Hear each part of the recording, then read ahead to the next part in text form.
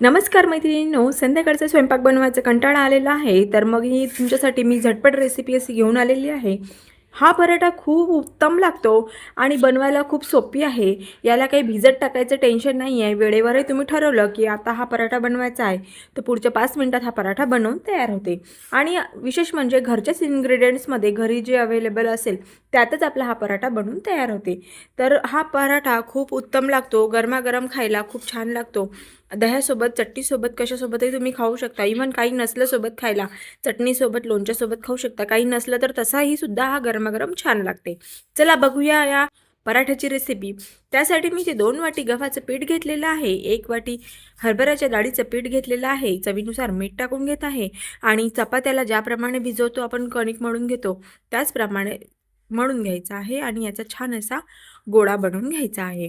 अशा छान छान रेसिपीसाठी माझ्या चॅनलला सबस्क्राईब करा आणि माझा व्हिडिओ आवडला असेल तर माझा व्हिडिओ नक्की शेअर करा, लाईक करा, तुमच्या मैत्रिणींसोबत शेअर करा।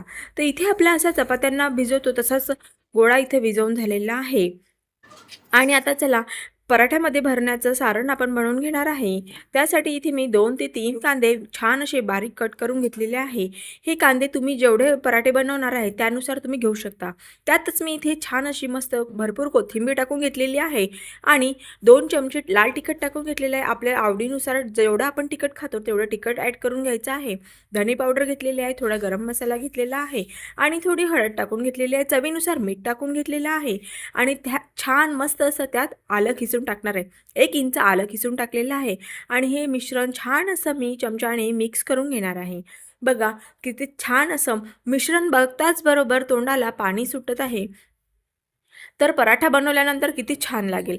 आणि दुसरी प्रोसेस म्हणजे मी इथे अर्धी वाटी किंवा 4-5 टेबलस्पून इथे मी बेसन पीठ भाजून घेत आहे, खमंग असं भाजून घेत आहे।